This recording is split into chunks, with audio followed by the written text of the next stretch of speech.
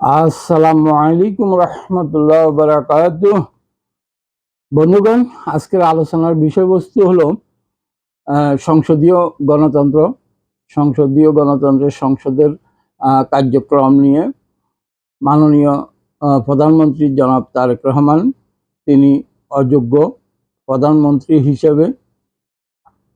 তিনি রাজনীতিক বুঝেন না, রাজনীতি জানেন না, রাজনীতিক অনভিজ্ঞ এবং তিনি অশিক্ষিত।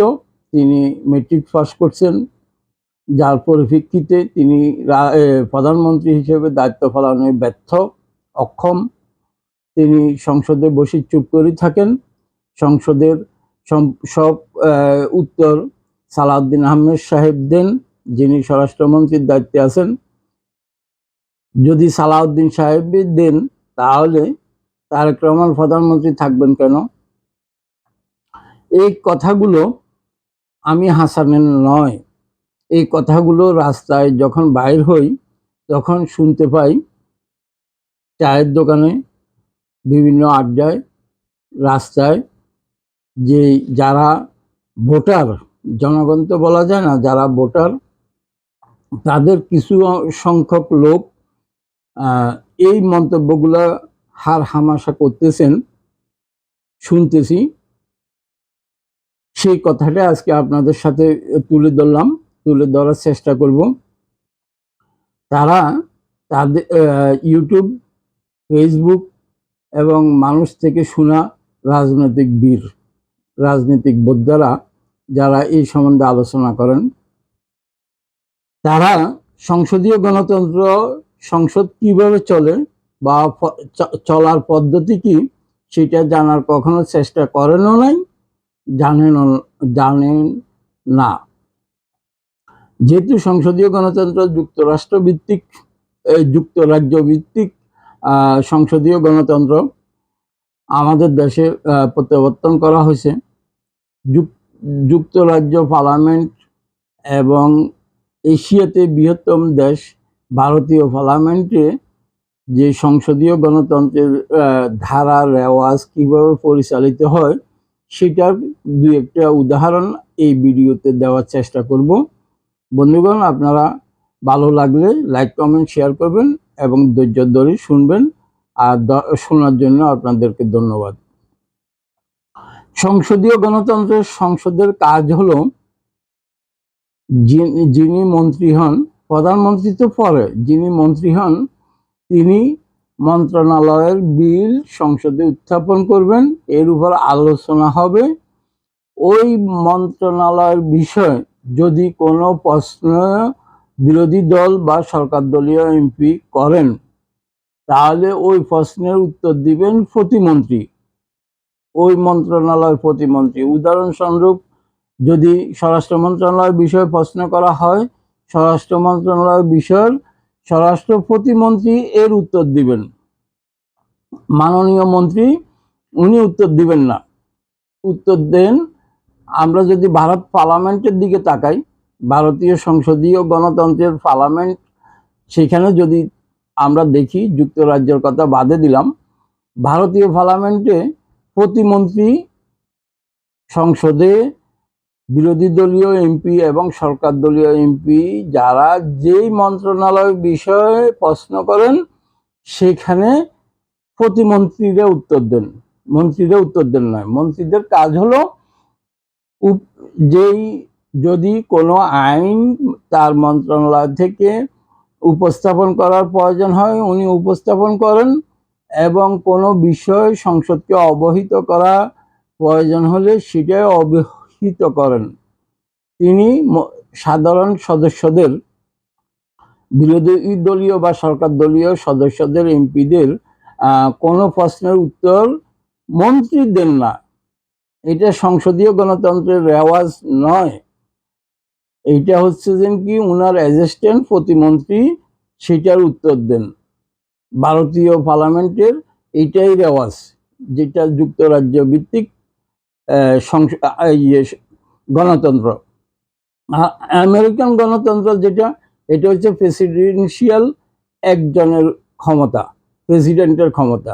সর্বময় ক্ষমতার অধিকারী প্রেসিডেন্ট, আর প্রেসিডেন্ট সব কিছুর উত্তর দেন।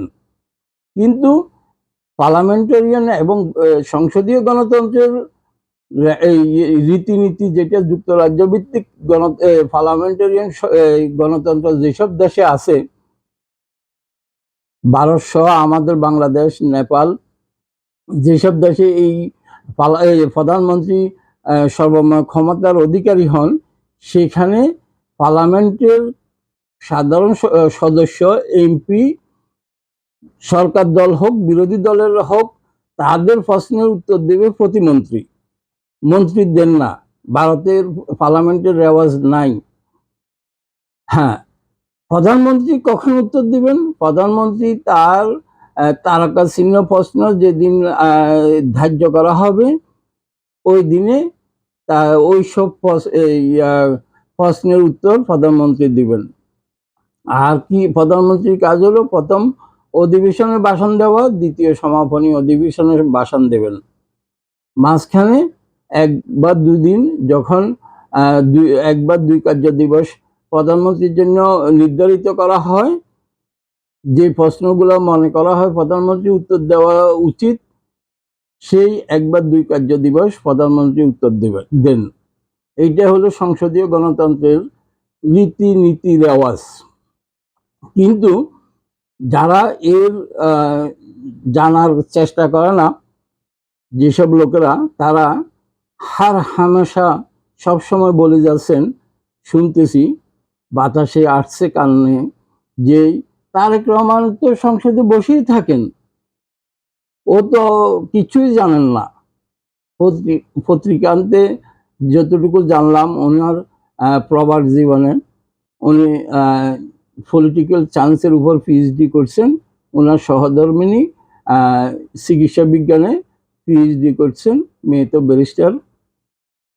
আর যারা ফেসবুক বা ইউটিউব দেখে রাজনীতি করেন, তারা বলতেছেন তারেক রহমান তো কিছুই জানেন না, সংসদে বসে থাকেন।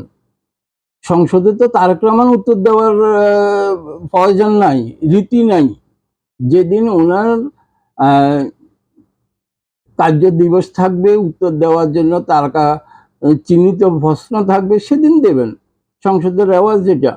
আর মন্ত্রীরা তো উত্তর দেওয়ার কোনো বিধান নাই, উত্তর দেন প্রতিমন্ত্রীরা যে কোনো ইয়ার। এইটাই সংসদীয় গণতন্ত্রের রীতিনীতি।